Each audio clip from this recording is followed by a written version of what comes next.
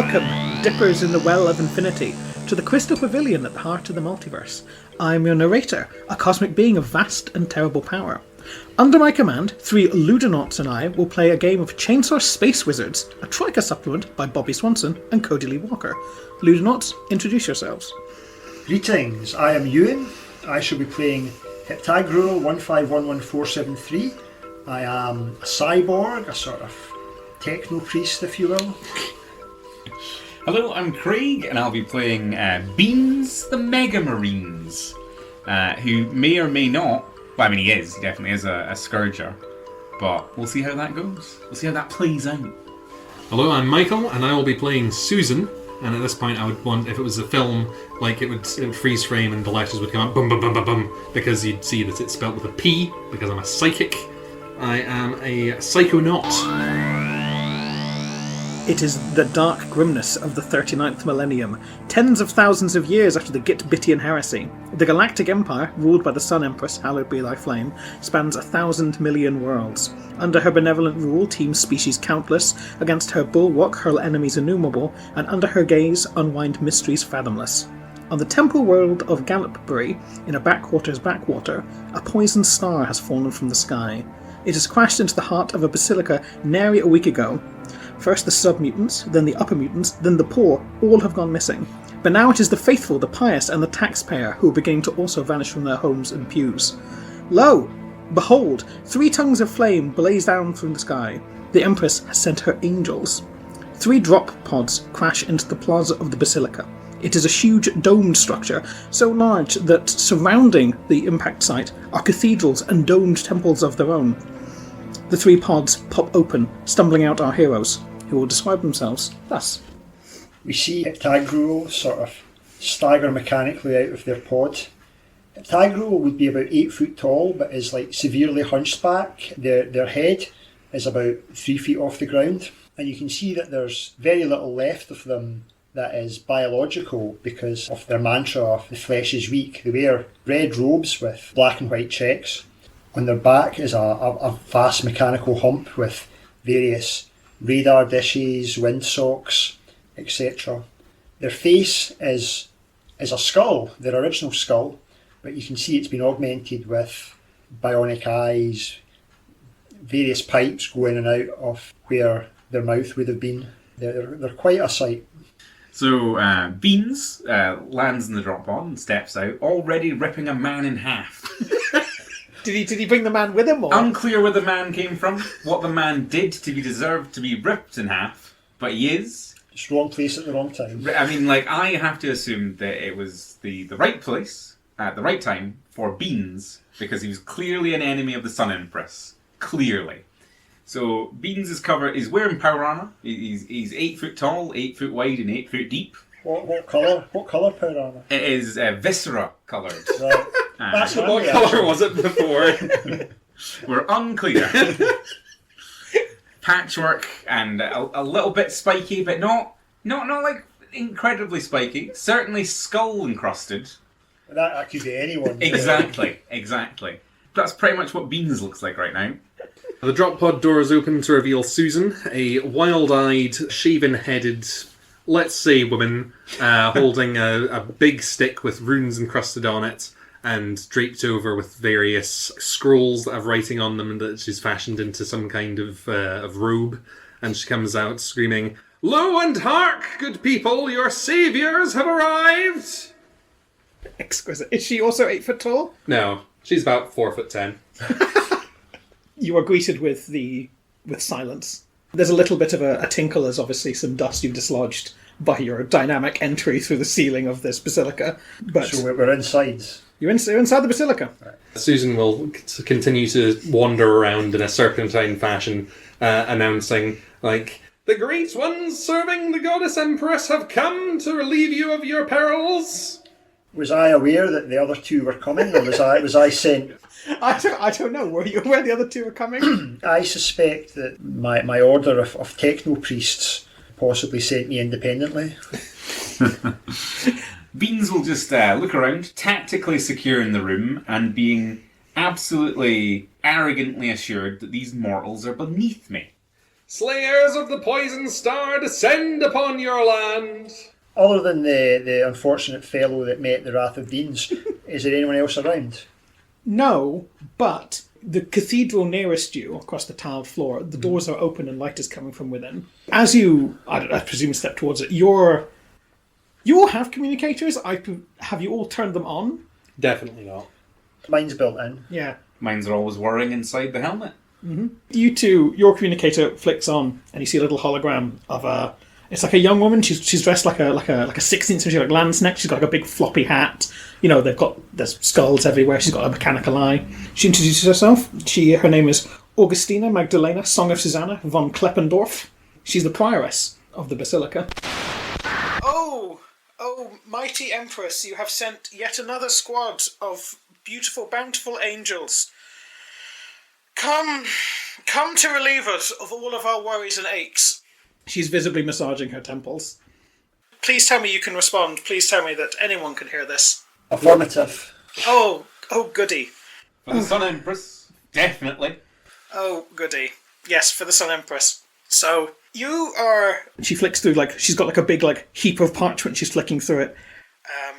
You would be Epsilon Force, given that Alpha through Delta haven't responded back. The Poison Star landed inside the vestibule of the Cathedral of Our Sacred Lady of the Cathedral of the Sacred Lady. A little, holographic ping appears above the cathedral you're nearest. Everyone we've sent in hasn't come out yet. So, if it's something biological, shoot it.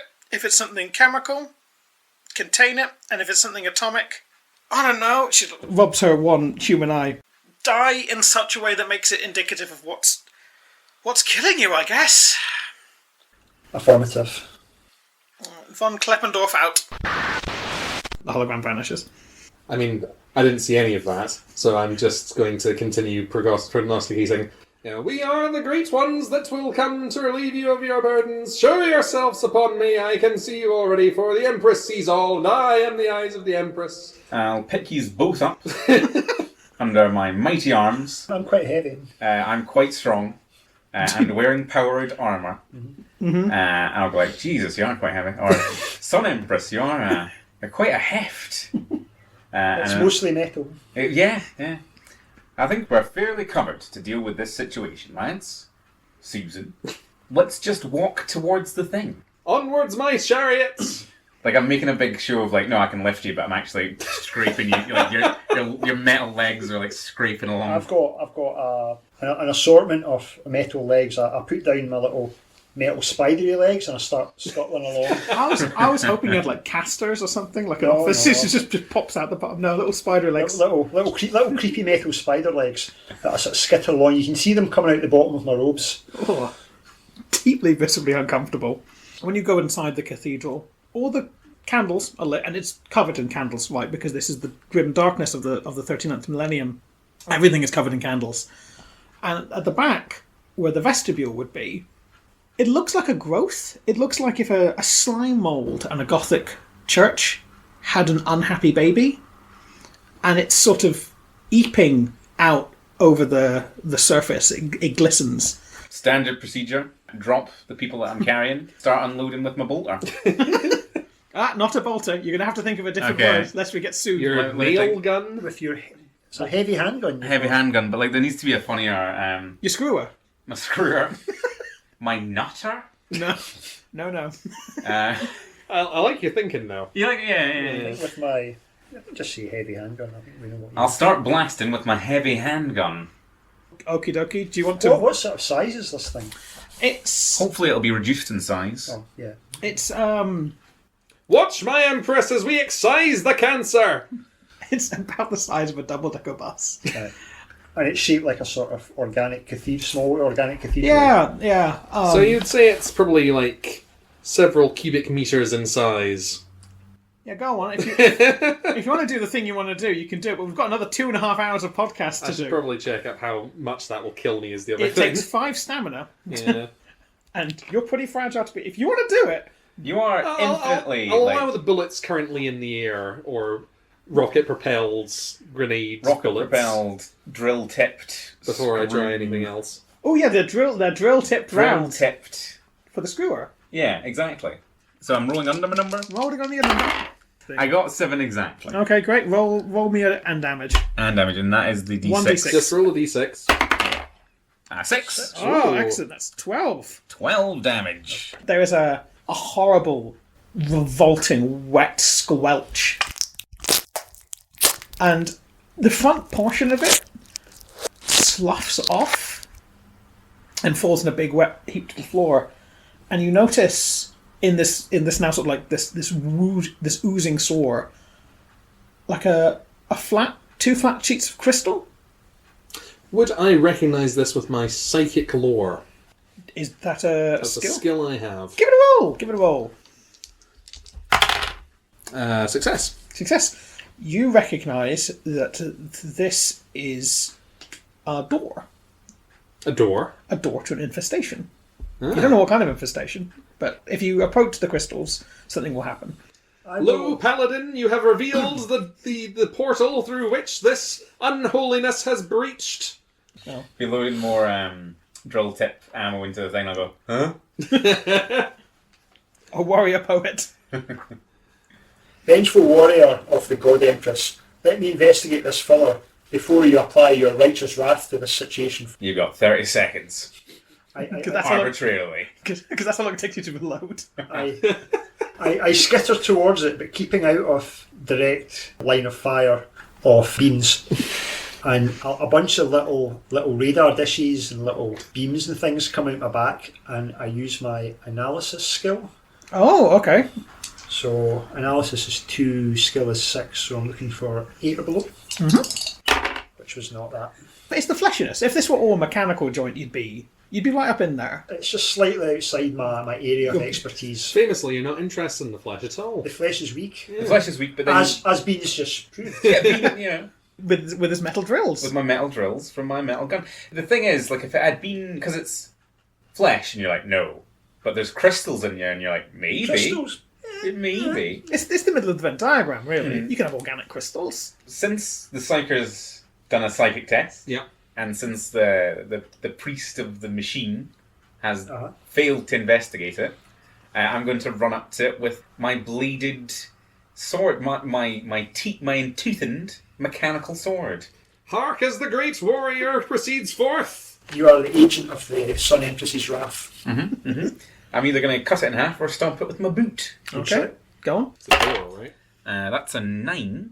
That was a fail. Laid low by the heathenous door! Well, yes, what happens, actually? Beans sprints at full force towards these two sheets of crystal, and they're about Beans and Heptagul's size. Right, they're that tall, and they're, I would say, twice as wide. And how deep are they? They're very, very thin, Okay. so Okay. not as deep as you. We've got one dimension on them. And as Beans approaches them at great speed, intending on doing harm, they slide open with a soft ding, and Beans zips straight through and collides with the floor. He takes no damage. Because I'm covered in viscera and I can just slide. Yeah, like a greased pig. Exactly. A greased metal pig. Yeah. So the two crystals just sort of retract into the wall with a little ding. So was it like an elevator? No. No. Seeing this, I'll just go forth, holy champion, and eradicate them, and I will be behind you every step of the way, and I'll just march in. I feel, Agent Susan, that we are best suited to a supporting role in this endeavour. I don't think Susan can hear you. Your bravery is noted, Metal One. I think Susan can only hear voices only Susan can hear. It's got nothing to do with her psychic powers. I'm not even sure I've got psychic powers at this stage. Susan's just a crazy person they shoved Yeah. into a drop pod. Heptagruel will walk up to the sort of crystal door. Is it 2? Is it like a left and a right one? No. It's a double door, and they both Right. attract into the walls. I was intending to already be in there. Yeah, I assumed you have, but go on. They'll tap on the door with their big long sort of tech scepter staff. So, dunk, dunk. It mechanically reverberates as you would rattling a sheet of plex. I'll extend a big metal plunger from within my robes and just push it forward. At the door, or Push the door forward with the plunger that comes from within my robes. It's just a normal. Various- It's just a normal plexiglass door. This is us going into the co-op. The flesh co-op. Yeah. The co-op of the flesh. Co-op. Fucking love the idea of the flesh co-op. I would go with the flesh co-op every day if I could. I'll skitter my way through the doors after everyone else. The room you are in is large and there's no good way to say it. It's wet, right? Like, it's Giga-esque. So there is a floor to walk on, and underneath, whenever you step, it's clearly like a gungeon. Underneath, it's clearly like a hard extruded surface, which is not the floor of the basilica or cathedral outside. The walls and ceiling are likewise covered with this sort of like biomechanical piping. In the centre is a sort of raised, kind of like a dais. It may have been like the old altar, and there is the top half of a person sticking out of it. The person is sort of mindlessly rocking back and forward. There are 3 doors. There is one on your left, one in the back, and then one on the right. Okay, I better start mapping. Okay, Tagro will walk up to the person who's embedded in the daze and extend a bony. I say bony, if you can imagine a bony metal finger. I'm imagining like almost like this is like Terminator aesthetic, right? With like a skeleton made from metal. That's what at least one of their hands looks like. And taps on the gentleman's head. The eyes snap open, they're completely white. And it doesn't stop rocking back and forward, but without turning to look at you, it says, "Hi, welcome." Be he demon or victim? Request further information. What is this place? Are you looking for chill? Are you looking for ambient? Or are you looking for frozen? Oh, fuck me. Are we in some sort of retail environment? Is this a question you're asking me, or is it a question you're asking It's a question I'm asking the thing. I'm guessing this is some sort of customer service abomination. It simply responds with fresh, frozen, or ambient. It's not like looking at you. We look to excise the heretical, torso man. Fresh, frozen, or ambient? I'll hit him in the side of the head with my stick. Okay, roll me a skill check. Well, that's a very good hit Okay, with a stick. do me damage. Is it a staff? It is a staff. It Big roll. is 4. The side of the head crumples immediately like you've stood on like a wet carcass. It continues rocking back and forward, but it's unable to talk anymore. Feel the wrath of the goddess! Beans will walk up and like nod at you, impressed, but then I'll rip him out of his dais and throw him against the wall. Alright, roll me a check. That's a 9. That's a fail. That's a hit. Yeah. Well, it's It's too firmly attached. it's just too firmly attached. So you can't... Or you can't rip him out of the dais because he just crumples too much. Yeah, It's it's just like wet, soggy, just like, man slush in my hands. God, what an image! I'm going to take a look at my biological proximity alarm. What's it saying? Yeah, Yep. it's proximate. It's There's biological. It's not. I'm not getting a signal off these two, am I? you get this obviously a signal off those two because they're biological. Yeah. And they're Well, I mean, proximate. my suit is fully sealed, so Fully sealed. fully sealed. You don't have your face hanging out there like some No. Someone else's face. Yeah, it's fully sealed and like slathered in other people. Well, that's probably what's giving me a Yeah, false positive. there you go. Then, yeah, most of a guy. But yeah, you are surrounded. There are life forms in the other rooms as well. So, we've got the door we came in by, one to the left and one to the right, right? And what's the back? One to the back. Okay, So there are 4 doors. 4 doors. Okay. There's one you came in, one at north, one at west, one at east. Perhaps it may have been wise to establish which door leads to which department. We are here to burn this place with a holy fire and undo whatever evil has wrought itself on this planet. That's right, Not to Susan. orientate ourselves. That's right, Susan. And we've started well. We've killed one man. Let's. So You've killed brave. two. Yeah, well, yes, but that was pre-mission. A little bit of fun. That was just a warm up. Exactly. Shall we take the door to the right? Yes, the right hand of the Empress shall show the way. Couldn't have said it better myself, Susan. Okay. I'll just Heptago march. lets out a big mechanical sigh and follows them along. There's a winding corridor. It gets less fleshy as it goes along, and at the end is a smooth metallic door. Yeah, this just sounds more my sort of thing. Yeah. There's a little keypad or something with I think that flashed up that says temperature control. I'll interface with the keypad. No lock shall bar our way. Well, that is correct, but let us not be too hasty. Yeah, let Hector go roll the dice first. Or is this just a thing you can do? It's a thing I can do. Oh, I excellent. can interface. I can ask one question of any machine I'm plugged into, and it will respond honestly, yes or no. Okay. What would be a good question to ask this thing? I suspect this might be frozen, maybe? I mean, we're looking for a poisonous star. Oh, Would we yeah. expect to find a poisonous star in the freezers? Or anywhere in a shop-like environment, to be honest? Maybe this whole dungeon-like area is the poison star. I'm thinking there for The poisoned spar. Ah! Well, that would have been good, wouldn't it? When we say poison star, are we talking metaphorical or literal here? Who's to say? Who's to I can say? only deal in literalisms. Only a Mega Marine deals in absolutes. So, does there seem to be some sort of passcode that I have to crack to get in, or? Yes, but you can tell it's not a particularly complex one. Okay, can I use my tech savvy to try and hack into it? Yep. I'm not going to ask it a question because I don't think there's a yes/no question to be had here. Yeah, no, that's fair enough. I mean, I would let you use that to force it open. This is just a door lock, I guess. Okay, so Not much wisdom to be learned from a door. no. So I've got tech savvy 4, so I'm looking for 10 or below, and I got an 8. Yep, there's a beep. How do you interface with the door? They extend another little metal attachment that looks like a tuning fork, and they just tap it, and the other two hear a high-pitched noise. Bean's transhuman senses are particularly not keen on this high-pitched sound that my little tuning fork emits. And it rises intensity until there's a crack noise from the lock, and it just powers down, and they hear a clunk as whatever mechanism inside deactivates. Yeah, with this, the metal door retracts.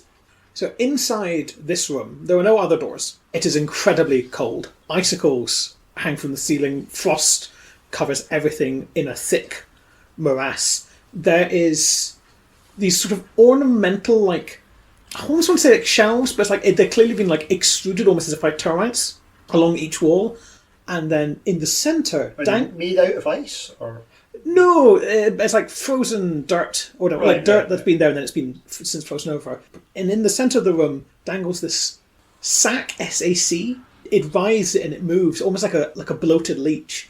And these 4 little, like, furry ant-like creatures, every couple of seconds, the sack shudders and like a big rectangular egg comes out. And then one of these little creatures will take the egg and then place it with clear, like, religious reverence on one of the shelves. Heretics, clearly. Xenos. There are 4 of these, like, worker creatures and the horrible With sack. transhuman speed. Wait. Suggestion. It's going to have to be quicker than my ability to draw and fire. As you were. Drill bullet between their eyes. Okay, you get 1 attack and then this will immediately trigger combat. Good. I've rolled a 10. Whatever you're doing doesn't work. Yeah. Let's call it a warning shot, eh? Yeah, because Unintentional warning shot into like a flesh wall that starts sputtering like fluids and acids. And... So much for transhuman accuracy. but that's you. You're up. Ah, right. Good stuff. I'll just keep going. Just keep blasting. Blasting that what again? The little hairy ant. Hit. Okay, roll damage.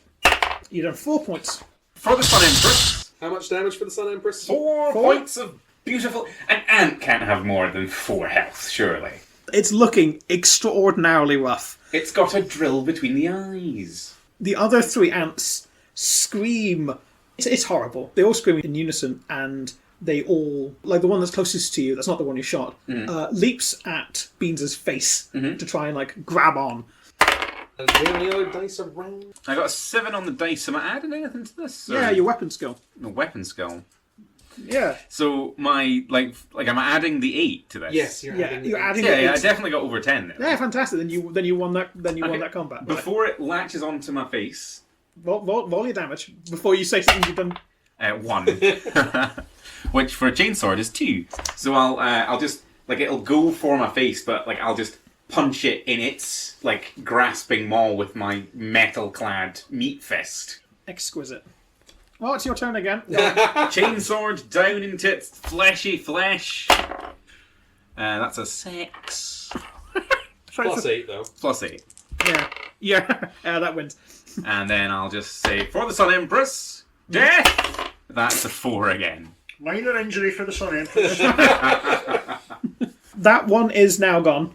It has been splattered. I'll gingerly kick it away as well. Gingerly. Disrespectfully. That's better. I don't even drench myself in its viscera. That's how... I don't respect it. Susan, it's your turn. Please Well, interrupt him saying the word meat. the screeing of the ants has more or less drowned out the voices in my head. Mm-hmm. So I am going to be like, oh, what? Where am I? And then I'm going to see the horrible ovipositor hanging from the ceiling and go, ah! And shoot a jolt at it. So that's a 14. Yeah, that's fine. 3 points of damage. Nice! It wetly squelches. You've done a big bolt of psychic power. And so I've extended my staff, screamed a little bit, and then like a blast of light comes from, I'm going to say like from like my forehead in between the eyes, and it just goes, and a little bit damages. It's a huge sack, and it does drop the next rectangular egg, which cracks open, spilling a big square yolk. Delicious.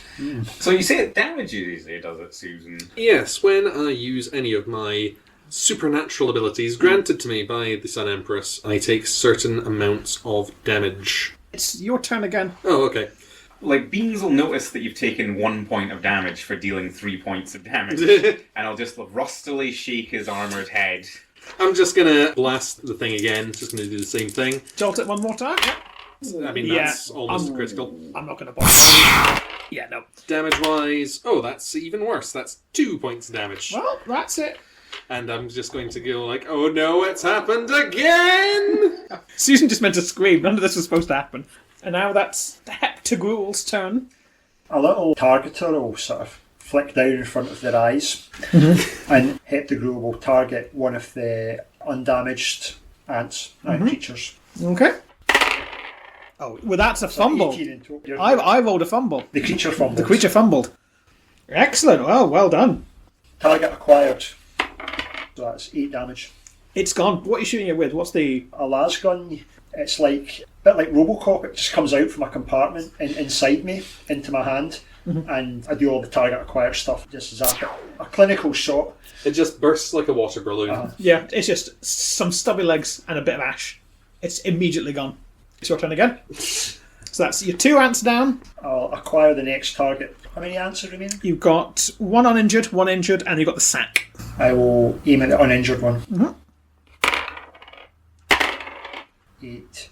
Yep, you beat him. These ants aren't particularly mighty. 4 damage. They're like ants to us. Exactly. Beans was also thinking that. Beans, one of the injured ants is going to leap at your face. Okay. Roll to resist. Oh, yeah. I was just going to let it happen. 10 plus my thing, so that's 18 overall. Okay, that was a 12 it rolled. Okay, and then I'll attempt to slash it out of the air with my chainsword. So that's a 3. 4 damage, knocking it back. Yeah, it's you also cleave it. Oh. Freshly in twain, as it was already injured. Nicely done. Right. And the last one is going to limp its way over to Heptagruel and attempt to spray Heptagruel with some kind of horrible substance. Can you beat a 10? 14. Okay, yep. Go on. You may roll some damage, because you won. Tertiary target acquired. That's a good clean 8 shot. damage. Oh, yeah. It opens up its mandibles to shoot whatever thing it was going to shoot, and inside comes the laser beam, and it ignites whatever horrible substance is in it. It pops. So all that's left is like the thrashing sack. My colleagues, I recommend caution. Well, whilst you're recommending caution, I'll be stomping on the corpses of our enemies. This is acceptable. So are all of the ants gone? All the ants are gone. The sack is screeing, and it lays another rectangular egg. I'm going to turn to my companions and be like, quick, I don't have much time before... And then my eyes go glassy again. Continue the Okay. I'll take that again. If that's, no, it's fine. That's the jolt just having its effect. It's a two-way jolt every time you do one. Like you shoot a negative and a positive build-up happens in your forehead. Heptagruel will pick up one of the eggs from the shelf and examine it carefully. Is there a skill you want to roll for that? Or Analysis. sure, go on. Roll me analysis. That's a 7. Yep. That's a pass. Obviously, it's unpleasantly organic, but As all organic things are. as all organic things are, like it's brightly coloured and it has clear like lines of patterning on it that could almost resemble writing. This isn't like a script you don't know. This is just like nonsense. Symbols. It's imitative writing. It's a biological. It's like the natural camouflage or even the natural patterning of a creature or an egg, but it's too imitative to look like writing. Yeah, exactly. Is there anything else besides writing on it? Like pictures or anything?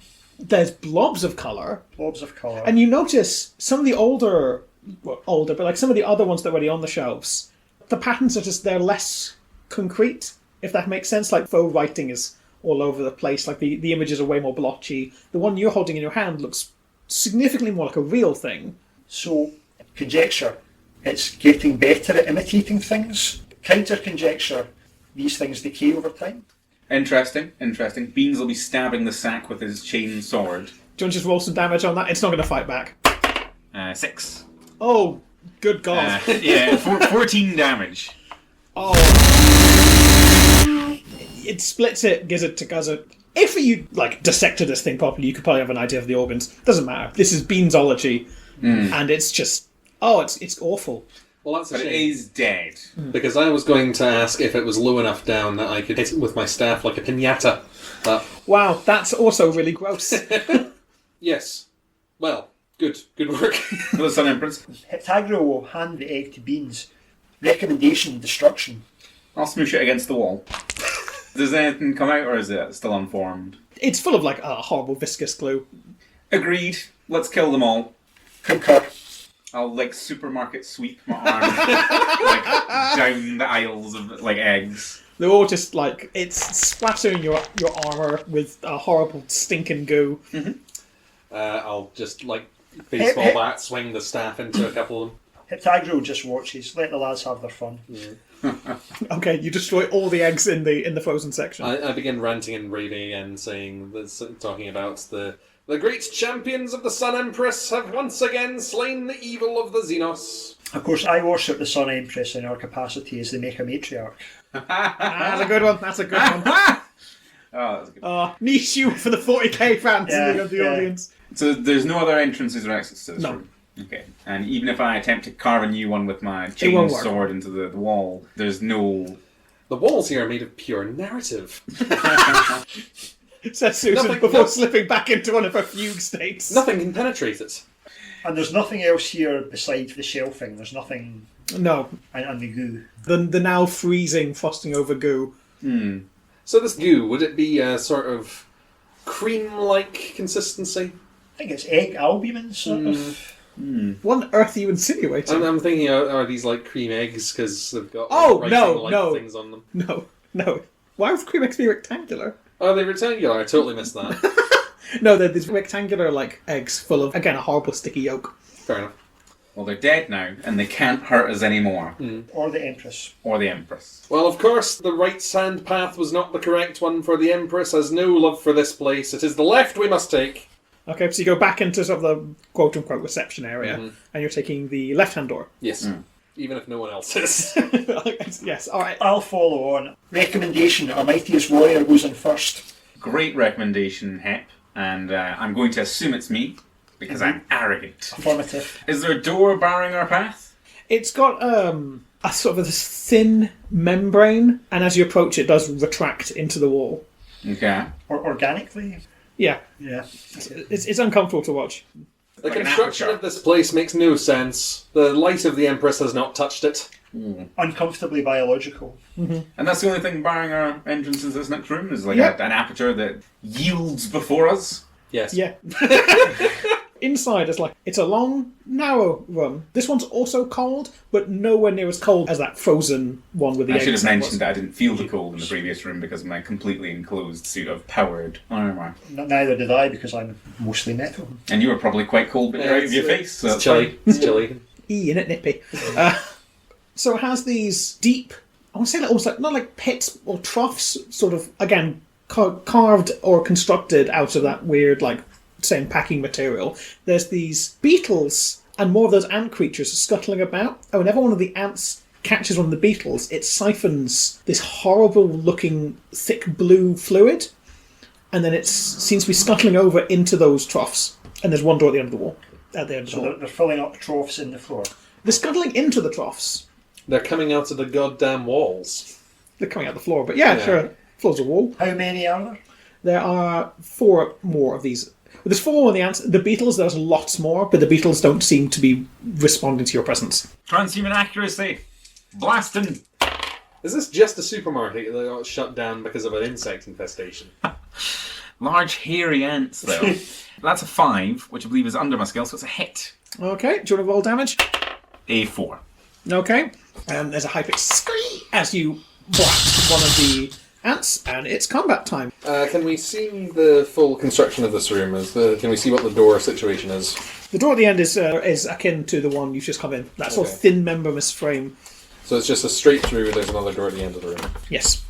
So as you shoot one of the combats, the other 4 ants come out of the troughs, and it is the ants' turn.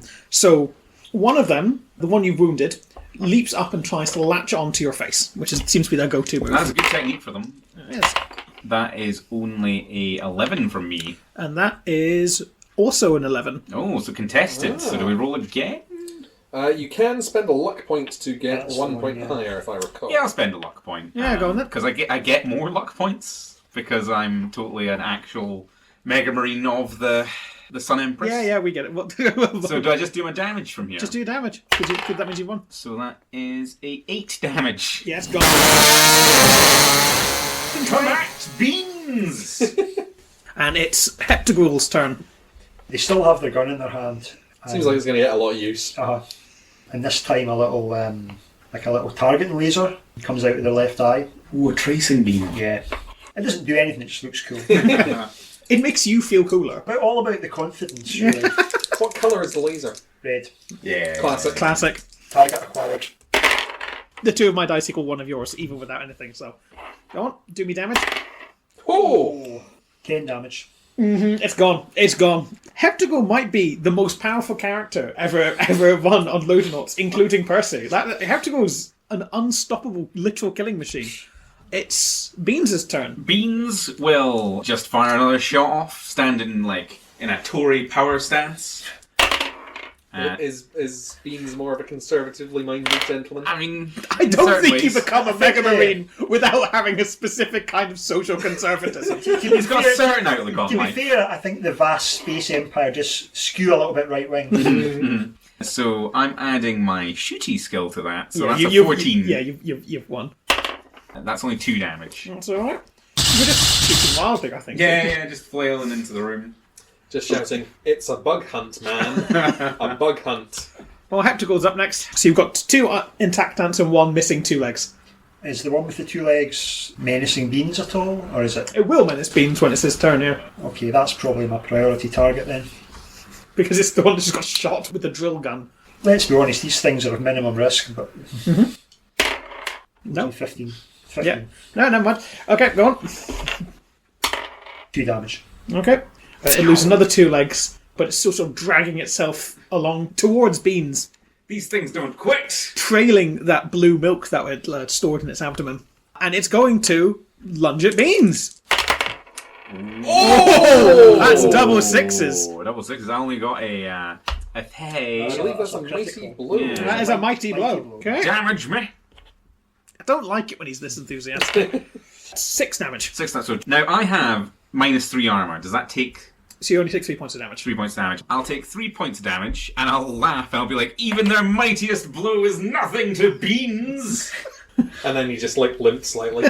I've lost 3 of my 21 stamina. I felt nothing. It remains attached to Beans' leg for the rest of the game. And that is Susan's go. I am just going to see if I can just take my staff and bring it down on this one that's attached to Beans. Yeah, you definitely beat this. Go on, do some damage. Okay. Well, that, because I'm using a staff, is going to be 4 damage. Oh, and so you sever the body off and the chittering head just stops. It's still attached to Beans' leg, though. Yeah. Thank you, Susan. Beans is up again. How many are left? 2. 2. I'll just fire off a shot from the hip at one of them. They're both uninjured, yeah? Yep. That's a 5. You definitely hit. I definitely hit. So 6 then. It's gone. It's dead. The drill round of the Holy Empress just burrows its way through this ant thing, leaving only legs and no body. And that's the end of combat for that round. How many bugs are left? Because there's beetles 1. as well, right? The beetles are just sort of milling about, if that makes sense. They're Beetling about. They're beetling about, yeah. They're just being beetles. Occasionally, they will squeal and protest when the blue milk is taken from them, but otherwise, nothing else. And it is Susan's turn. Okay, well, last remaining ant I shall turn to and say, "Feel the wrath of your betters!" And I'll shoot a jolt at it. You get it. Let's see how deadly my mind blast is this time. Not very! 2 damage. How many damage do you commit to as one other one? One damage to myself, 2 damage to the bug. Like, Beans won't even look at you when this happens, but he'll just continue to crustily shake his head. An acceptable damage ratio. Beans, you're up. Like, I'm not even deigning to give them the mercy of the chained sword. It's just the impersonal drill gun. Yeah. That's a big number. There's no way that can be beaten. That's also a big that's number. Another 6. Yeah, it's gone. You've splattered it. Okay. I softened it up for you, though. You did. You did. You put a crack in its armour. Continue to shake my head crustily. Okay, so yeah, apart from the beetles, which won't return fire even if you start attacking them. I'll stomp on them. Each of these could be a child of the poison star. Yes, or explosive in some way. Before Beans goes to town, Tigra will pick up a beetle and look at it. Analyse it even. Mm-hmm. That is a 6, and I'm looking... Yeah, that's fine. Yeah, I got that. So the beetle has very spindly little legs, has a really tiny round head, and then it's got a really oddly shaped body, kind of like Say it. bottle-shaped. Bottle-shaped. Bottle-shaped, yeah. They're bottle beetles. They're bottle beetles. And they've Blue got, bottle beetles? some have blue heads, some have green heads, some have red heads. The viscosity of the fluid within is fractionally different, but it's all blue. Red, blue, and green. Yeah. I hate you. It was a really long day at work. Heptagruel will squeeze a beetle, increase the pressure, see what happens. Oh, this is going to be gross. This little which is cut short as the head sort of pops and the blue substance sort of slicks down it. The neck, thorax, I guess, whatever that bit. Head, thorax, and abdomen. Head, thorax, and abdomen. That's clearly the weak point. We've established their weak point. Mm-hmm. Good. I'll start stomping on them. You can see in the troughs are rows and rows of... It's almost like a beehive. Those waxy sort of hexagonals, but then they're not connected, if that makes sense. They've clearly also been formed individual little wax things, and each one is full of the strange blue stuff, and then it's got a weird little mucusy kind of layer on top. I'm going to stare into one of the puddles of goo and go, the Empress tells me many things of our fates. Like what, Susan? It shall be sticky. It's been a good day. How flammable is this liquid? I'm just going to go through the door, guys. Does the aperture open like the other one? Yep. Okay. So there's a little corridor, and then you head out into this larger room. The room is full of rows and rows of strange shelf-like pylons. So they're these tall... Shelf-like pylons? So imagine, okay, it's going to sound weird, a very tall tree, and then your branch sticking out, and then you just drag that the way you would turn a square into a cuboid. Right. Does that make sense? There are organic shelves. No organic shelves, come on. Play along. They're tall. Is this a big room? It's a big room. They stretch the ceiling. There's a door at the back, and there's a door to the right or the east. There are creatures you can see, again, moving things with a very special kind of reverence onto these shelves. They're sort of clambering along. They're humanoid. Their heads are elongated, so the back is stretched all the way out, and the front is protruding. Like, if Geiger was, like, a little less weird about it, which I understand is kind of Geiger's whole thing. So it's marginally less phallic than... Yeah, less phallic, less phallic. More if you had, like, you know how, like, people would, like, distend their heads, like, in, like, Inca cultures or, like, horse nomads or whatever? Right. Aha! The locals of this parish. Greetings, good sir. No one responds to you. You must direct us to the poisonous star. We are the ones who shall prevail in saving you from it. Are these human or aliens, or are they perhaps altered humans? What would Heptagro's opinion? Heptagro's opinion would probably be that these are altered humans. Right. They ignore you, by the way, as they keep clambering these tall shelves, and they're like, again, they're placing things very, very delicately onto these shelves. That you can see that they're getting them from like these like growths in the floor. You suspect maybe the beetles drag things and put them in the... Ah, the star is up here, is it? And I'll start climbing the shelves. Heptagro will walk up to one of the items on the shelf, pick it up and move it, put it back, but not the way it was before. It's misaligned now. There's a sort of huff from the nostrils of one of the nearest creatures, which gently puts down the thing it was doing, and then clambers along and fixes the thing you've just fussed with. I'm very tempted to walk up behind that one and break its neck. I understand, my colleague, the necessary and holy urge to do a massive amount of violence in this situation. I've held off on it because I let Susan do her diplomacy. I am. Very tempted to just start blasting when I walked in the room. If I was capable of feeling pride, I would be feeling it right now. Thank you. I can see everything from up here, which is of no unusual state for me, for I can see all at all times, for I am the eyes of the Empress. Good work, Susan! Are there any other doors? There's one at the end and then one to the right. You advised that we shouldn't murder all these. I'm going to say heretic. I would say mutants. Mutants. These mutos. I would these also mute like freaks. to clarify that this room is significantly less wet than the rooms you've just been in. It's still... Not anymore. I've got my grubby paw prints all over these shelves. I've not been cleaning myself. Everything still has a clear, like, extruded quality. Like, the floor panels are, like, chitinous. Everything still feels organic and maybe a bit spongy, but it's much less Giger-esque and wet. May I proffer a suggestion? Yes. Proffer away. As these offer us no Egypt yet, we should hold off for just now and massacre them perhaps on the way back. You're saying we got them later and not now. Time is of the essence. Is it? Can I see through either of the doors from where I am? From where you are, you can probably see the northwards one. Yeah. There's, like, a stronger light coming through the weird translucent membrane of that one, and then there's the other one is sort of like, you can see there's something brownish through there, and that's about it. Ah, yes, I see, Empress. The light of your holy sunness guides our way. And they'll just jump directly off of the shelf. You jump directly off of the Directly shelves. off of the shelf. They're very tall. I Susan, know. they're very tall. I know. Okay, I'm gonna... Okay, roll me a skill check. If you have any acrobatics... I don't have any acrobatics No, now. of course not. You're a psychic nerd. That's above my seal, so that's fail. You take 3 points of damage. Another 3. Heptagro shakes their head unit. The flesh is weak. Beans wouldn't normally agree with you, Hep, but that flesh is fairly weak. I'll limp my way over towards the lit up door, holding myself up with my staff on my bad ankle. You've already lost your cool. Well, Hep, I'm going to mark you down as a potential traitor for your idea to not massacre these clearly muty freaks the second we saw them. But I'm not going to act on that marking you down as a traitor until I get any more... You've got 2 more strikes. Understood. Beans is quite lenient. It's Beans, not merciful. That's a great bit of word building to say that the person who showed up ripping a guy in half is considered quite lenient and merciful for his order. Presumably that guy also had 3 strikes. Third strike is I just separate you. Are you all going to the door at the... Yeah. I'll scuttle along with them. The air is clear and bright. Like, the fugue and fog from the other rooms is not present here. The floor and the walls now have more of the consistency of, like, bone, I would say. There is a door in the back, and from there wafts the smell of something really nice, actually. Something, like, warm and fatty. I'm going to assume that the filters in the power armor are filtering it out. Probably.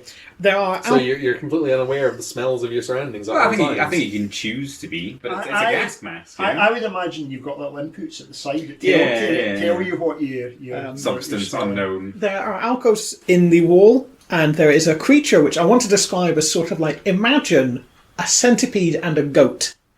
A goatipede. So it's like centigoat. it's giant. It's a really large creature. Like it stands probably up to your shoulder, Beans. Mm-hmm. The head is goatish, and each leg ends in a hoof, but the body is more like a centipede style thing. It has a pair of hands, and it is retrieving something from one of those like horrible growths in the floor, and it wraps it in a sort of silk. It extrudes from its mouth and then places it in one of the alcoves.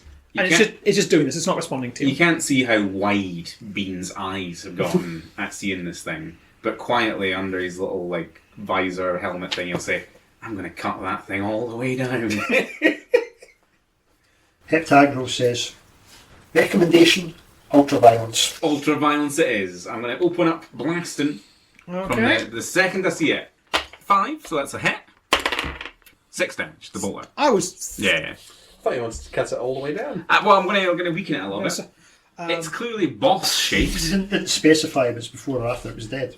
Yeah, well, Okay, hopefully right. just before it dies. Combat begins. It's but that's a horrid screech it gives off. So this is a beaker goose Yeah, I thought it was the rotisserie chicken bit, No, that's there's a delicious smells coming from the room at the back. but it's meaty because everything in here is Everything's meaty, yeah. Right, so how are you guys arranged? I walked through. Well, no, you went through first. Yeah, I went through first, I was gonna say following that- the light of the Empress. Okay, how close are you all standing together? I would have come through after you. I'd be slightly further back. I came through first, but Beans shot it. Beans did shoot. Yeah, okay.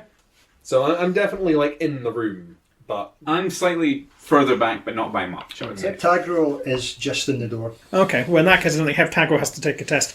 I need Susan and Beans to test your luck.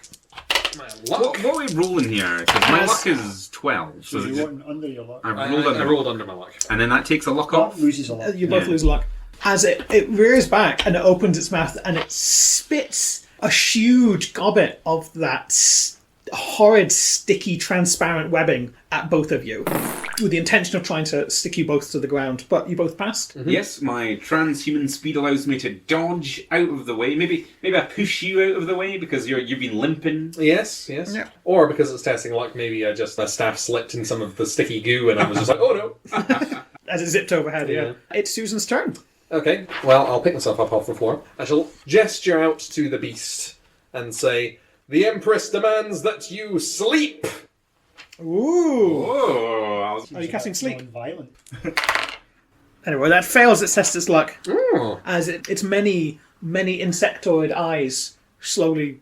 Well, they don't close because it hasn't got eyelids, but they sort of like defocus and it sort of slumps to the floor like so much coiled rope. I shall Okay. turn to my companions and quietly whisper, "None can disobey the Empress."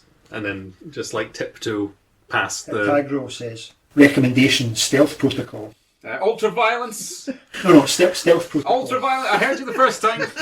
2 points of damage to me. Yeah. I was still in combat. You can choose to not be in combat. If you engage combat will immediately restart. So it'll immediately wake up. Yes. So if we go into stealth protocol, I'm already through There the were- door at the end of There were 2 more doors. There's one to the right and one to the Oh, there's one north. to the right. yeah, Beans was very accommodating to the non-slaughter of those mutants. But this thing needs to die, and it's asleep. Like if we can we stealth up to it and cut its head off? I will let you get 1 attack in. Recommendation, precision. Precision. Would I get any? Don't turn the chainsaw on before... What? This isn't a very good sleep spell you've got, Psyker. If it like, I think it If was it's not- pretty good, to be honest. it's pretty good. But like, It made it if fall asleep. anything wakes up, like Yeah, it's to put it to sleep. No one's about keeping it asleep. Yeah, on your turn, you may decide to aim with your ranged weapon, which I'm willing to let you do, like, in person, if that makes sense, and then roll twice and take the best. I think for purposes of determining if you can coup de grace something, probably best to consider, can we tell where this thing's vitals even are? it's got a goat man head. Even if that doesn't kill it, I'll be happy enough to take it off. Conclusion, if it bleeds, we can kill it. I'm going to take that roll twice. Okay. I'm going to blam my thing at it. Stealth, in character as Beans. So It's a great out of character, great work. We could still past it. So here's In what I'm character, going to do. This thing dies. I'm going to let you do that, but I'm going to play a card. Mm-hmm. And if it's one of your guys' turn, you can then immediately do the hit. Yeah. If not, it'll wake up. Okay, How's so that sound? So like you're giving So me. I'm giving you one free action. I'll take the free action. Yeah. The So free action is either to aim Mhm. or to hit. But you don't get. I can shoot normally.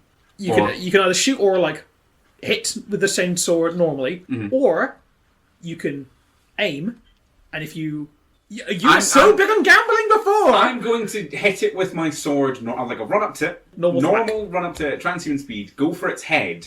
Okay, roll them bones.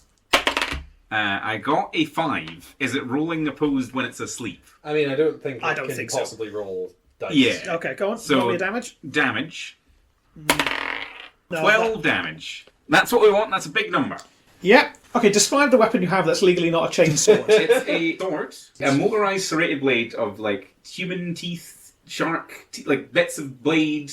That attempting to lop the goat head from the centipede body. Yeah, you successfully do, spraying dark, foul ichor all over yourself and all over the floor. If either of you two are standing next to him, you get soaked too. So, No, I think everybody's fairly distant. she from- was through the door, and Heptagro hadn't advanced that much further forward. So is it in victory? I'll There's just an emperor run the blade sword down its entire body, cutting it in half. For your own sick joy. 6 joy, and tactically, we definitely want to make sure it's dead.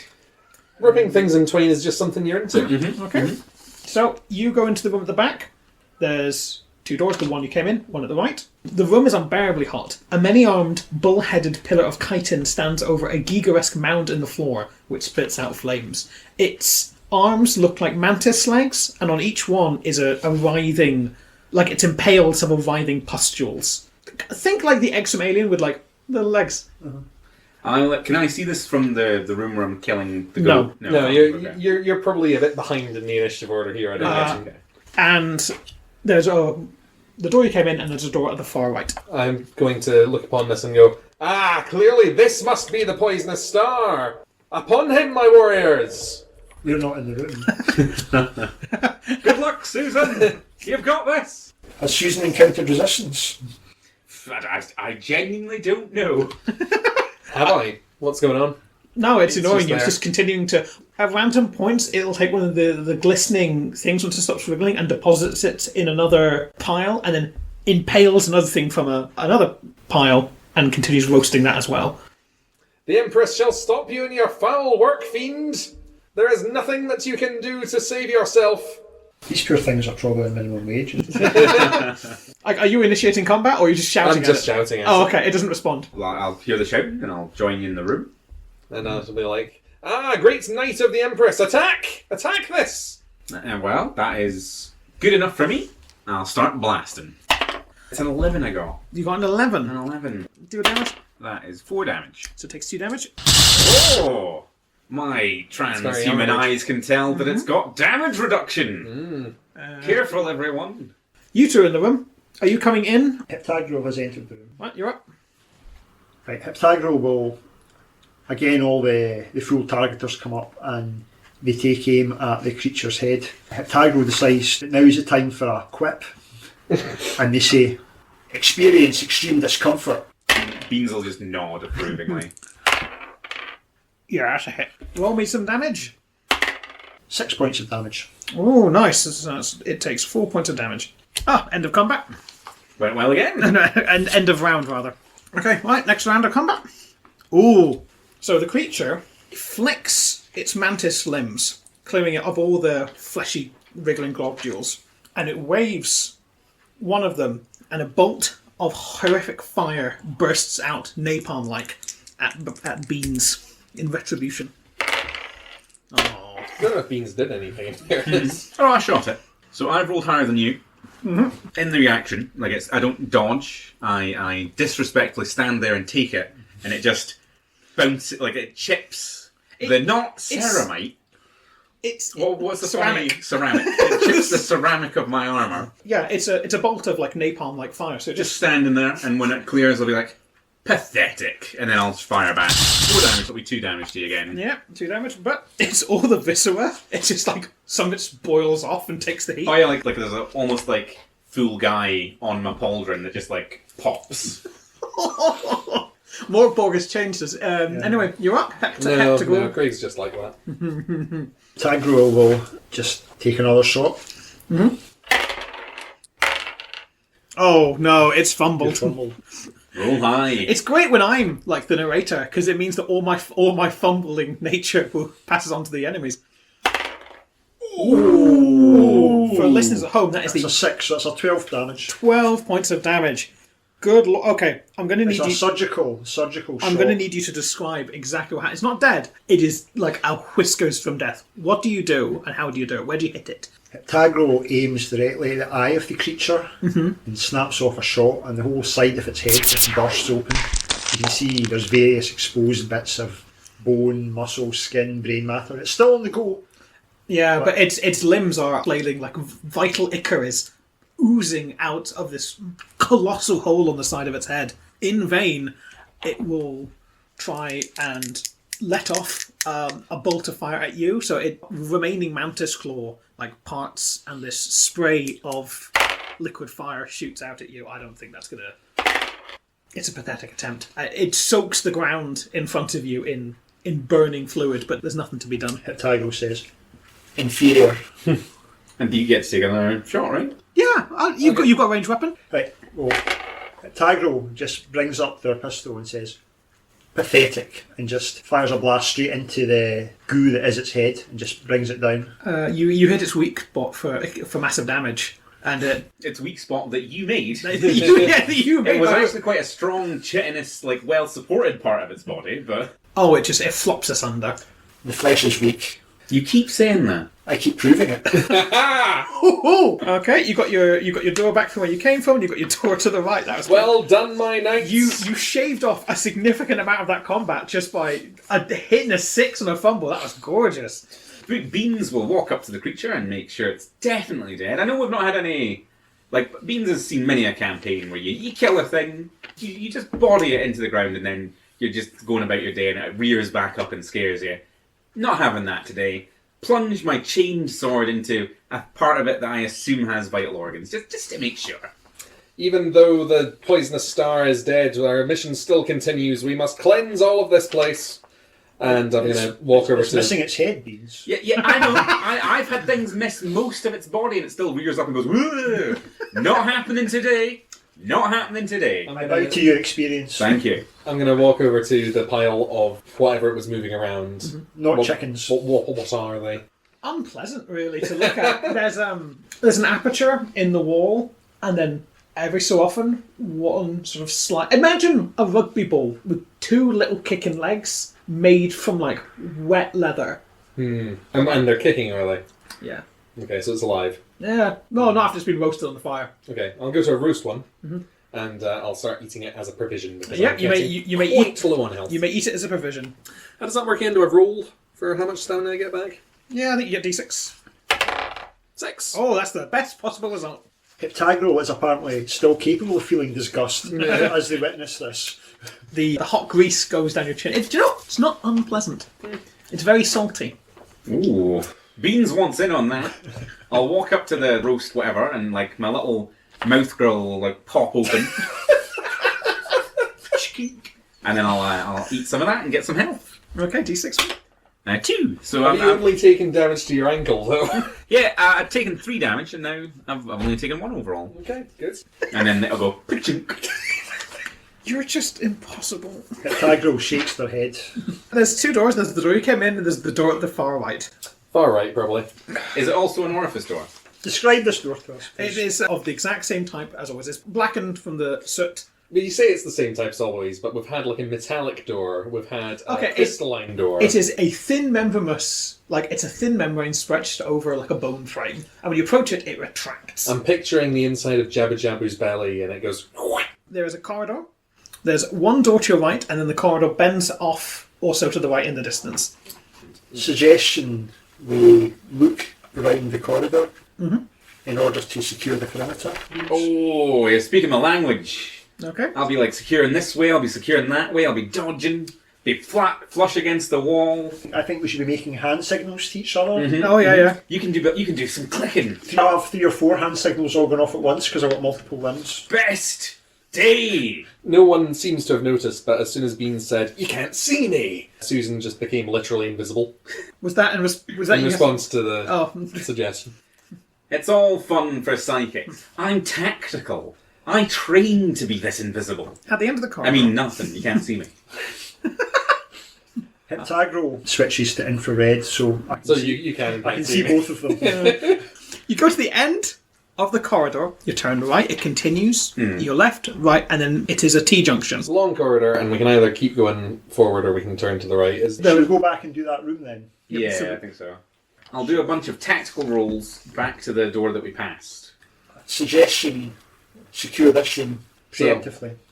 Okay. The door is locked. It has another one of those metallic little keypads. Don't worry, Hep. I've got this. Chained sword directly down the seam of the door.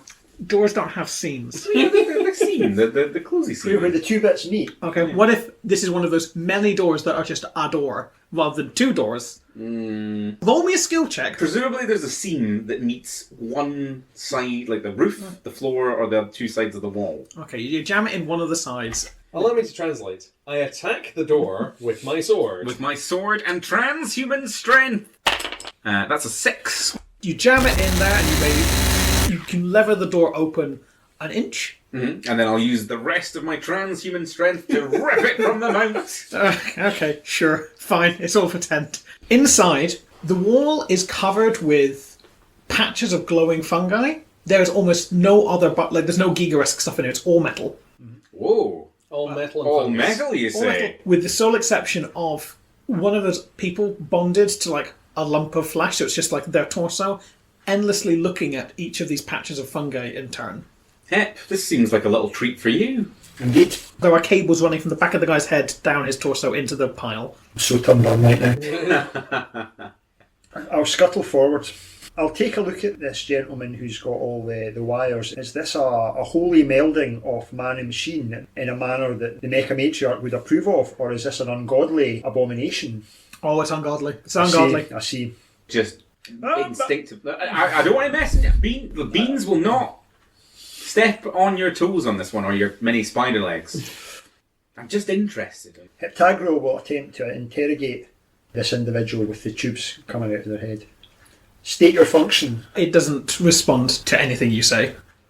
Funny that. Yeah, the head just keeps moving between each of the patches of fungi. It goes from the top row, then the middle row, then the bottom row, and then back to the top row, and then it repeats. The customer service in this place is shocking. I would say you started it. But the roast foods are delicious. What does the fungus look like? What is it got? Is it glowing, moving, shaping? It's glowing, and each one is like roughly rectangular. Like a screen. In Like some a screen would be, respects. yeah. Isn't this security? I think it. Because, Yeah. again, Security, yeah. they're really bad at their job. I think maybe it was security. Do the patches of fungus glow in any sort of way that represents anything, or does it not look like anything obvious to my? It doesn't look like anything obvious to Sensors. your eyes. It might mean something to the person who's like all jacked into the thing, I guess. I'll take a few steps back and I'll just give Beans a little nod. I was going to be like looking at you, and then like look at my sword, and then look at you again. I just give you the look. Okay, bisect him. Okay. The look for bisection is almost any look. Beans would assume that. Yeah. Well, So that's a 9, which is above my belief item. So you can't So hit you a messed up stationary something. man. I have failed. I was too excited. I was like to be unleashed. Well, to be this has been unchained. a very silly place. Let's move on. just completely just like, huh? Just like completely just nowhere near him. Just swing the sword, and I'll just look at you and go, just gesture at the sword, be like, huh. You're losing your touch, Beans. That's a real knock to my confidence. And I'll just leave.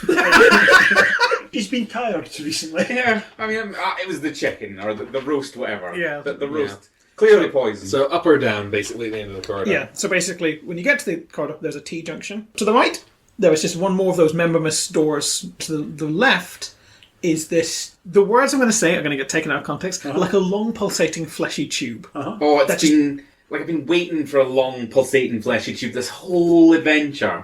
And it just goes all the way into the darkness. I suggest we do this room first before we investigate the fleshy tube. Can I fire like a tracer round into the fleshy tube? Sure. Do that. Okay. The light goes on until it dims, and then there is the beginning of a rumbling. Okay. Nothing else happens. Just you can now hear the distant sound of a rumbling. Let's go north. Okay, well, Heptagro will get out of the way of anything. Hypothetically, were something to emerge from this tube, Heptagro has moved slightly back down the corridor so that they're not in the direct path of anything that might emerge. You don't detect like a wind or anything. Nothing is coming Nothing's down. coming. Is the rumbling still ongoing, though? It's still ongoing. Let's rumble northwards. That's into the long fleshy. Yes. Yeah? Are we just doing the tube? So north is the rumble. North of the rumble. I thought it was... Let's go right. Okay. Into that room with a... Yeah, let's check that room. 2 more doors. There's one at the far end from you, and there's one on the western side. Yeah. And inside are several long... Imagine like arm bones standing rigid, and at the end is like a hand covered in like cilia, and then the other... Mycelia? No, cilia is in like the... Like tendrils. Yeah, like tendrils, like thousands of tendrils, and they're standing on that hand, and at the other end is an eye that just blinks and stares. They all turn to stare at you when they come in, and there's a huge orange, like a scarab, with a human face, and the human face is pressed to the floor, and it's just like shoveling the floor debris into its like mouth. Yes, you are quite right to prostrate yourself before us, for we are the hands of the Sun Empress. Does it seem to be fulfilling some sort of cleaning function? Yes. Right, okay. Oh, right, and it's mops. I think I've seen enough. I think I've seen enough in this poison star, wherever we are. I think we've established that everything's an enemy. Everything needs to die. There's no investigation I think we need to do here. Beans is just going to run directly at... Let's see... Are there any eyes between me and the scarab? Are they... They're pressed against the wall. pressed against the wall? They're mops. They're mops. They're living mops. Living They're mops. mops into I see what floor you're saying. cleaner, yeah. I'll run at the scarab, chain sword, flailing from my hands, go on. screaming. A 15 overall. Cool. That's 2 damage. Okay, you do 2 damage to the floor. I'm happy the pretense could be over. Like, we all know it's a floor cleaner, right? Combat does begin. It's a pretty cool floor cleaner, then. Thank you. Go on, Beans. I'll jump and ready my sword to stab downwards. Stab with your saw sword. My saw sword. Oh, that's a 12. That's a mighty blow. A mighty blow. Roll that damage. Here we go. That is 8 overall. It goes between the partitions of its elytra, and you hear a whole... And I'll just as all the soapy bile is excreted from its mouth as you sort of impale it. impale it and just continually just drive it through. Just keep going as it screams. You impale the floor cleaner scarab. It shrieks, it dies. It's only half a person. Ooh, okay. It's got a people face. It does have a people face that's shoveling sort of like to fall. Well, no. Yeah. You have 2 doors leading out of her, and then there's obviously, if you go back, there's the gullet. The Empress has filled me with her vision, and I can tell you that from this place, we should be able to revisit several of the previous locations. Interesting. Susan, are you well? As I look up from the viscera of the scarab, just be like, are you well? I am filled with the light of her holiness. I would love it. I would love it if no one else in the Sun Empress's empire talks like this. Everyone else is like a space Anglican with like, yeah, obviously I go to Basilica every Saturday, but you know, it doesn't mean that much. You know, it's more tradition thing. And you're going, her visions! How are you in yourself, Susan? Query, are you on one? I have no idea how to answer these questions in character. The mops just like scuttle about angrily, but there's not much they can do. They're just being mops. They're mops. We've got a lot to mop up now. Yeah. Keep them busy. One of them sort of latches to your back, but it doesn't like attack you. It just like squidges its way along, leaving a trail of clean behind it. Get off! Get off! It's not even worth the effort of punching, is it? Yeah. Like a really irritating remora. It's just sort of like squidging all the goo. I suggest we explore all the rooms before investigating the tube. Am I also right in thinking that we didn't explore one room in the shelving area? Because I went north and I think there was a door to the... Yeah. Yeah. So there's actually 2 rooms you haven't explored. Mm-hmm. Is this all being chill? No, the chill was the one with the milk beetles. You seem to have more of a preternatural, like... You're the psychic, Susan. But Hep, you seem to have a way with this, but you seem to expect things. This location resembles the techno supermarkets of my home forge. Lost technology. So, do you think we should follow the visions of the mighty Susan, who can jump from shelves and not die? Or do you think we should go down the rumbling tube that may be mid or post-rumble?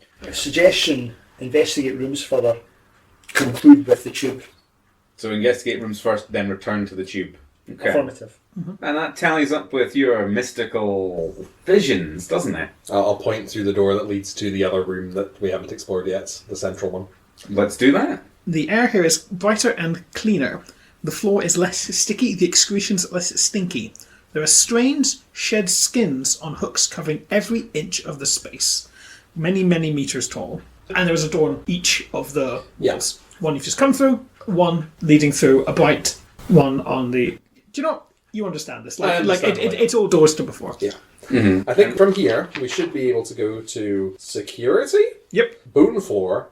And the entrance, I think. These shed skins, they're like some sick alien approximation of some sort of clothing department. Yeah. Suggestion. We don these skins as a form of disguise, allowing us to infiltrate further. You can't see this, but Beans is doing a face at you. Being like, inside your helmet. Be like, so you want to put this flesh on, do you? I knew you were one of that. Flesh protests too much, I reckon. Good idea. And I'll start trying to put the flesh over my massive mega marine armour.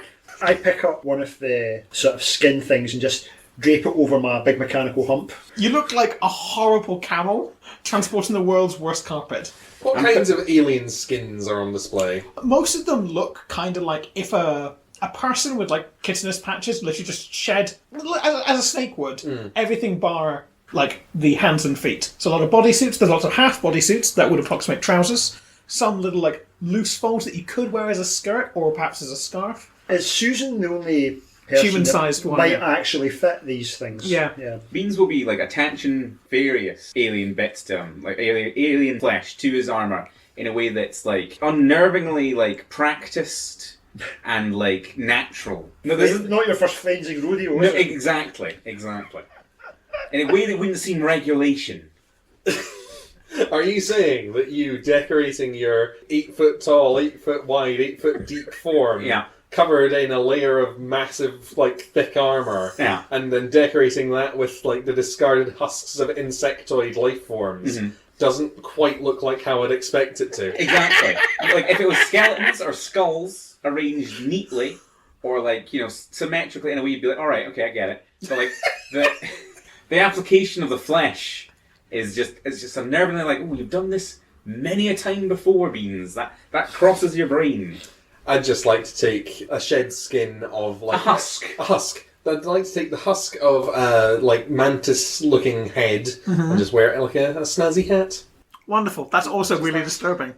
Maybe at a jaunty angle. Our disguise is flawless. Stealth mode initiated. Affirmative. The Empress guides us, and then I'll just walk towards the shelving area and the one unexplored door that's there. So when you go through the door to the west, it's the shelving area. Yeah. So that's this. The door to the south is the one unexplored room, barring the gullet. Are you going in there? Yeah, I mean, thought the idea was we'd explore everywhere and then do that's what is fine. presumably the end. So you go in, and there is a rim, and there's a huge pit full of approximate to soil, but it's a dark green rather than brown, and there's little clusters of plants just poking up through each of these things, and there's more alcoves in the wall. And occasionally, every so often, one of these things will just zip down under the surface. There's a rumble, a bulge under the soil, and then a single cobweb-wrapped bundle of these vegetables will just shoot out into one of the alcoves. So there's something under the soil. There's something under the soil. There's a lot of bugs going on in this. Yeah. I was ready to come in here and be like, what ho, fellow Xenos? That's a point. We are disguised, aren't we? Yeah. We're disguised, but there's no sentient looking guys? Or? Well, everything seems above board here. Should we just go back? Fellow Xenos, filth, yes. A single huge eye on a stalk comes out of the soil and regards the three of you with cold alien contempt. I'm very sorry, but I'm going to have to instinctually cut it in half. I was going to say, But I don't want it like I know it's like too much combat work, but like there's no way that doesn't trigger my like chainsaw instincts. There's like a stock, and I am a stock, right? That's happening. I'm rolling dice. That's an 11. That's very almost a mighty blow. Ooh, yeah. okay, do your damage. 4 damage. It's Now, if you don't do anything, it's probably going to still think you're an alien. You have a single discarded husk over your hump, and you have done nothing to dissuade it from the fact that you're an alien. However, Beans has chosen the path of violence. It was more of an instinctual thing. I wouldn't say it was like a mental choice. I saw Xenosvelth. I saw that it was very vulnerable to be cut in half. Like, I didn't see when like the chainsword was going. I didn't know it was going. I was like, oh, that's interesting. We're going to have to just engage this thing, aren't we? Our path has been chosen for us, really, by the benign wisdom of the God Empress. Yes. The Mecha The Matriarch. Mecha Matriarch. I'll just try and take a shot at the idol. Okay. That's not good. He's also. It's exactly the same Yeah, dice the same, roll. so- So that's technically you won. Shut in the eye. 8 points of damage. Oh! Dang. Well, that is... I do feel like we've rather bullied our way through this. Yeah. You're fine for the Empress. The eye closes, there's a hiss, and you can see bubbling coming from the soil. I'm tempted to say just tell it to sleep, but actually I'm going to poke it in the eye with my sharp stick. Okay, go on.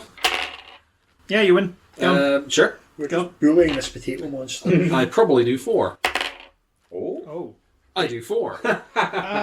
There is a scree, and the eye sinks back below the soil like a sunk periscope. There's no more bulge. Whatever's in there has just dove even deeper. Let that be a lesson to all enemies of the God Empress.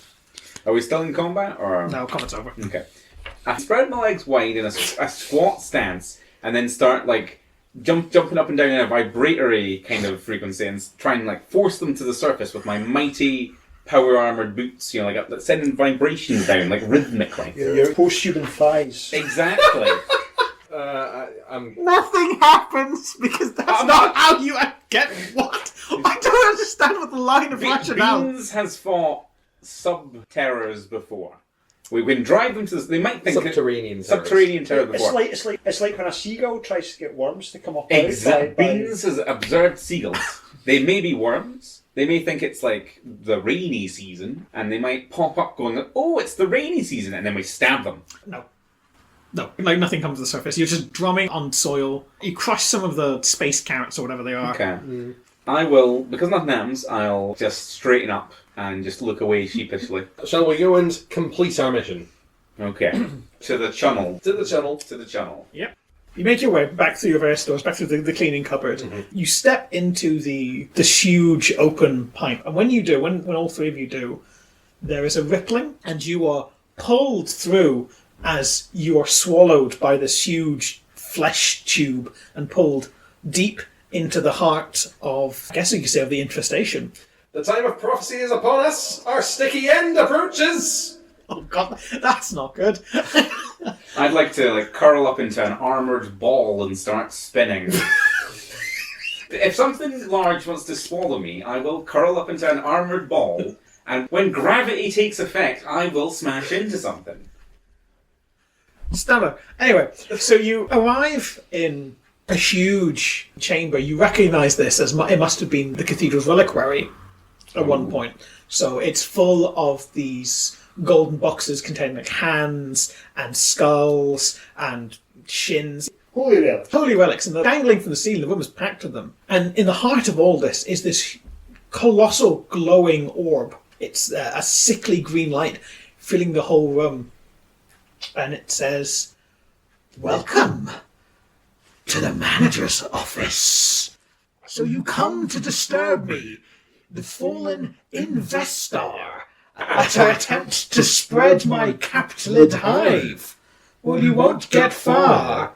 All of the other teams that have been sent here have all perished beneath the hand of my supervisor." And rising from the ground, I want to describe it as like a centaur. It's huge. It towers over even the 8 foot by 8 foot by 8 foot beams. Its head is like an insectoid sheep with like a huge pair of ram's horns. It has crab claws, like pincers at the end of each of its arms, and big stomping hooves at the edge of each of its legs. And the Investar says, "Die now, and know that on your bones we will build incredible prices and true customer satisfaction." So we have a supervisor and an investor. Investor. Who sounds like a Captain Planet-y kind of. Very much so. Yeah. Be a great Captain Planet villain. The supervisor, it rears up, and it will reach towards Beans, who I presume is closest, Yeah, with one of its presumably. massive claws. Ooh, 9! So that is a 17 overall. That is also a 17. Oh, a luck point. A luck point. All right, go on. Because I've Count to got a me. lot of luck. So we're going down to 9. So counter, I will stab, like you're coming at your claws, I'll try to just lop it off, just all my force. All your force. And that's 2. Some of your force. Some of the force, 4 damage into you. 4 damage, right? End of End round. of round. A successful beans-based round. Okie dokie. Right, you're up, Archmagos. You're Archmagos. No, Oh, that's I not think good. that was just a field promotion. Yeah. The narrator. Cathedral will whip out their gun and say, "Experience customer feedback." Oh, that's good. That's really good. I like that. Right. Which one are you shooting? The supervisor. 18s in total. Yep, and that doesn't dodge. Roll your damage, because that's definitely a damage. Bingo. Oh. 10 damage. Good lord. Well, yeah. Just drill into whatever its most vulnerable looking point is. Do you want to deign it a vulnerable point? I would say the eye socket again, or shoot for the head. We were always taught to shoot for the centre mass, but good man. Or man thing. The lens of the eye accidentally magnifies the light going in, so you completely fry out one side of the back of its head. It's still alive, but it didn't care for that at all. Brace yourself, Beans. Beans is braced. Means is braced. Can you beat 15? So that is an 8 plus 8, so that's 16. Oh, excellent. Right, go on. 16. For a mighty swing of 12 damage. And that is exactly the amount you need, because it's got armor of 1 and 11 hit points left. How do you butcher this thing? Straight down, like bisect it.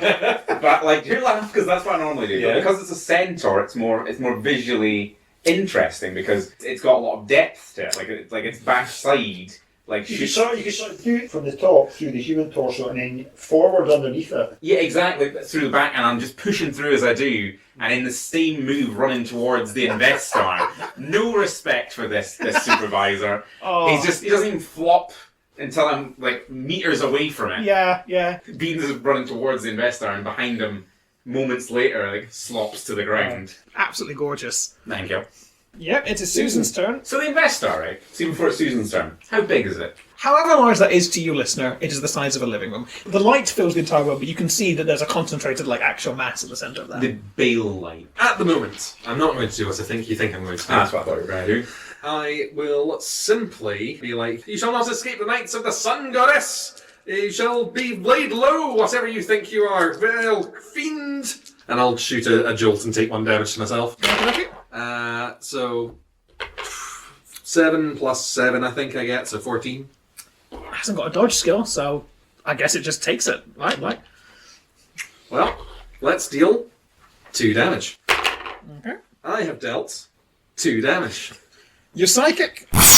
Okay. My nose starts bleeding from the sheer stress that this psychic assault has left upon me. Beans is still mid-run, but he's like, Susan! The powers of the mind. Let me receive your insult with one of my own. And it flares, and it will launch a firebolt at you, and it will completely flux it. That was a 1 and a 2. Impossible, it says, as it shoots ridiculously wide. And that is Bean's turn. You're nothing without your supervisor! And I'll just run, massive jump into the air, because I assume it's, in the middle of the room. Yeah, it's hovering. Hovering, I'll jump into the air with my post-human thighs, and I'll slash at it with the sword. Okay. Just a gingerly slash. So that is a 15 overall. Yep, you beat. And then 8 damage. Nice. And that's you, Susan, again. Quick, Susan, Go I've on. distracted it with my body! I'm not going to explode it because that would kill you too. I am going to... I don't have that much to do, really. I've taken some damage. I'm going to approach the investor, and I'm going to do my special Chainsaw Wizard's technique, my special ability of a Psychic Siphon. Ooh. So I'm going to test my luck. On a success, I regain stamina equal to half of my luck total rounded down. And stamina gained this way is drawn from the sentient creatures nearest to you. Well, I think we can say that's you, Beans, and the Investar. Yeah. Test luck. That's a success. Okay. So I'm going to regain 4 stamina. Okay. Does that mean that we lose 4 stamina? Or It is taken equally from everything closest to me, and I was wanting to get as close as I could to the Investar, but you are in combat. I mean, I'll take 2 health. Yeah, you take 2. Investar takes 2. And I'll be like, damn it, Susan! Would Beans even notice? He's lost in the blood rage, but he's very angry at the mediocreness of Susan's psychic abilities. In Beans' day, psychers were much more powerful than this. And yet these powers are enough to drive me absolutely insane. That's the infuriating part. I need Beans to take a luck test. Okay. Yeah, we're good. Okay, you're fine. You do not suffer the effect of brittle twigs. Brittle twigs. Yep. Okay, I do lose a luck for that, though, right? You do lose luck. Okay. Right, Beans, you're up. Beans. Just blood rage is setting in. Anger at Susan's psychic. Shyness. Yeah, Wow. and then I was hoping to finish you off in that last slash, so I'll just jump at you again. Go on. That's 14 overall. That's not 14. Go on. Okay, not a 14. That's a 5. 12 then. The light begins to flicker, and you can see sunspots move across the surface, and it starts hissing. No, this can't be happening. It's Hep's turn. I've cut an X in it, and it's unflesh. Cathedral is really on form with their quips, and as they fire off a shot, they say, "How's this for a dividend?" Okay, go on. Um, It's a success. It definitely lands. Go on. 6 points of damage. 6 points of damage. Right here. Just into the general mass of it. There doesn't seem to be any specific bit to aim for. Okay. I've Excellent. literally marked an X on his flesh for you. Right. So on its turn, there's a particular spell, listeners, that Susan has that hasn't used yet because it's not going to be very good. Oh, I mean, it would be very good. It'd be very good, you're right. So, the Investar first shrinks a little and then begins to expand. And begins to expand rapidly, filling the entire room with light and screams. If it's going down like this, we're all going down together! As it begins to cast Explode. I will give you all 1 round to get out of the room before it detonates. Well, Beans isn't leaving. How good is it looking? It's committed to self-destruction. It's committed to self-destruction, and I warn you, Beans, if I flip over one of its cards before I flip over one of yours, you are going to so die. Are you running or are you staying, Beans? No one else is allowed to answer this for you. In character, Beans would stay, but there's been a lot of... Okay. Everyone silence. Susan, you can see that's going to explode. It's definitely going to explode. What does Susan do? Susan plants her staff directly into the ground and stares down at the Investar. Okay, if Susan's staying out for it, Beans attack! It would only be logical for Cathedral to make a strategic withdrawal at this point. Tago's going to take... Cathedral is ruled mainly by logic. Yeah, okay. Also, I don't think he can kill me. I don't think it can happen. Could definitely kill Susan. You could definitely kill Susan. We could all kill Susan's Susan's half dead from her terrible attacks. Okay. Here we go. Oh. Okay. How much damage you do then? As a gigantic beast... Well, no, you are within 6 meters. Mm-hmm. Would we say Susan's within 6 meters? Okay, so allow me to at least explain what I wanted to do if I got a chance. Okay. So you said that there was a time between him casting the spell and taking effect, but it's currently in effect as the spell's cast. Okay. I have undo. Oh. So the wizard disentangles a spell from this instance of reality. To do this, they must roll versus the original casting to if disentanglement is at all possible. I will let you do that, because that is very cool, and you will probably save your life, and you will definitely save Bean. What I want to do is I want to hold out my hand and just take the psychic aura that I assume is the entirety of this thing, Yeah. and crush it down within my vision, and then say, "You shall die alone." Squish your head. Oh, this one Heptagwill's just booking it on his little legs. Now watch as I roll terribly, and it explodes anyway. You've got luck. I have a 12 here. You have a 12. 12. You did it! Well done! Well, ooh, that was pretty good. Risky. Does it implode? No, it simply does not explode. Oh. Okay. Heptagwill has left combat because Heptagwill's just going. Yeah. Beans, So, it got bigger, right? it was swelling until it reached... When you reached out your hand, Susan, when its outline touched where your hands were, was unable to go past that point, and you just forcefully squeezed it right back down to its original size. And the light is now flickering and fading kind of looks like a strobe. I'm just gonna jab my blade into it and say for the Sun Empress. Okay. 12 overall. I think that's Oh, Beans has been on the receiving end of a mighty blow. and that's going to be damage as a large beast. Yep. Doubled. Okay, you're fine. That's 16 points of damage. 16. That's fine. Beans can take it. Beans is knocked asunder. Yeah, Beans is knocked asunder. The combat continues. Heptago is still leaving. It's just going to strike Beans. An arm like a solar flare tendril reaches out for Beans, who's lying prone. Not rolling well now. Oh, fuck. Guff. 13. 13. That is whatever this is plus 4. 12. 13. I'll parry this solar flare thing. Okay, go on. I don't know, because I'm on the floor, but can I just throw the sword? Or Yeah, go on. throw it. But I'm just like, die, you thing! Throw it at full force with my post-human arms. You're thick, ropey, Thick, so knotted. So now I'm rolling to damage you. Yep.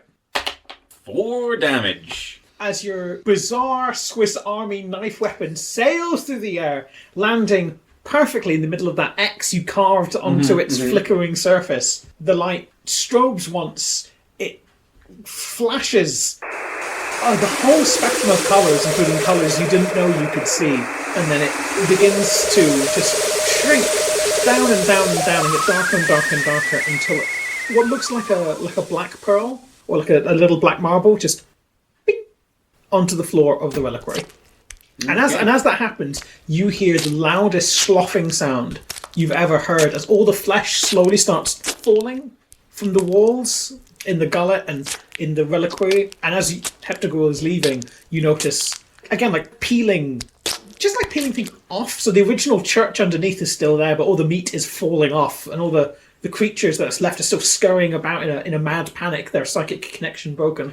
I leave briskly, perhaps standing on any small creatures as I go, just crunching them under my mechanical, spiky feet. Incredible. You'd be impaling them on your little spider legs and pulling them up. And So I'm going to move over to Beans and try and help off from the ground. No need there, Susan. Well done, my son. You saw through its terrible disguises, and with my aid you were able to prevail. For it is actually I, the Sun Empress herself, all along! Sure, Susan. Not going to book you in for heresy on that one. But Right up a little ticket. what we're going to do, once I'll open my mask again and let the blood and guts of more organs just sort of slop out, wipe it away, and I'll be like, that was a rough one. Not going to lie. Close it again. And then, so you say there's loads of stuff around. There's loads of stuff relics that we'll need to secure. No. Yes, we'll need to secure them. I'll secure as many as I can carry, which is a lot because of my post-human strength. I will take the black pearl that is left over from the Investar and eat it. Okay. So, I'll just look at you and I'll be like, I'm going home. in 4 to 6 hours, you're going to have a really uncomfortable trip to the bathroom. Nothing else happens. Okay, good. Heptagro leaves the church first. Mm-hmm. Can I get in touch with was it the governor? Yeah. It's she's the canoness. A little hologram flicks on, and she goes, you're still alive. Once again, the forces of the machine goddess have triumphed over the mutant, the Xenos, the heretic, and other non-specific unpleasantness. I have taken its power! No, you're not there. I'm just shouting that loud. Fantastic, excellent. Hail her cogginess. What happened to the rest of your team? They sadly did not make it. Their martyrdom shall be remembered in the Hall of Heroes. Yeah. We'll name a courtyard after them or something. Okay, I'll fire up your drop pod so you can just get in and zip off. Hail her burning corona. Affirmative. As Susan and Beans stagger out, they see a single drop pod. We've not left yet. So we're in the room with the reliquary. Is there any, like, crates? Any kind of, like... No, it is a room for storing precious holy artifacts. Well, I'll pick the most precious and holy ones, and I'll put them, like, I'll carry them with both my post-human strength and powered armor. Okay, the image I'd like to see, then this is like the final image, right? It's like Susan, like she's leaning on her staff, because she's got blood, she's got like the 2 streams of blood coming out of her nose, talking to Beans. Beans has got his arms full of holy reliquaries, as they come out, and they just see, like, I don't know if they can see Heptago waving, as the single drop pod just takes off and leaves them behind. The pair of you stand under this beautiful night sky watching a single streak of fame leave you behind. Nice guy. In my drop pod, I'm chanting to myself in binary. I'll place my spoils into the drop pod, and I'll be like, bye, Susan. Good luck being the god queen or whatever. Can I turn on the pod from here, or do I have to get out? Do you have to dial it? Yeah, you actually, we all, I think, have communicators, so I'll phone up the governor. It flickers on. She looks and she goes, "Ah, a ghost!" Yes, but of the flesh. Everything went well. We're leaving now. Bye. Can you turn on the pod, actually? We're going to go. Okay. So she turns on the pod and it takes off with the spoils in it, but you're standing outside. So your pod, full of stuff, takes off. Susan's pod, with you in it, takes off. And Sure. and Susan's just left standing there befuddled. So as Susan is standing there on her own, there's a shuffle as some people wearing like rags, and they've got lots of extra eyes and arms and things. That one of them sort of sidled up to you and says, "So, I heard you saying you were the Sun Empress." Yes. Take a seat, my child, and I shall tell you all of the wonderful prices and savings to be had. This has been Ludonauts. Thank you for listening. We are available on Instagram, Blue Sky, and Patreon. And if you join our merry band of Patreons, you can get a shout out at the end, like so. Thanks to Alana, Tasty Waffles, Stephen, Ty, Rachel's, and Jägersund. If you fancy more of the wit and wisdom of Michael and Craig, they have a podcast called Progslog, where they go through 2000 AD, issue by issue, week by week. Thank you for listening. Normal service will resume at the start of next month with the Shadow King's Tithe, a Morkborg adventure. Take care.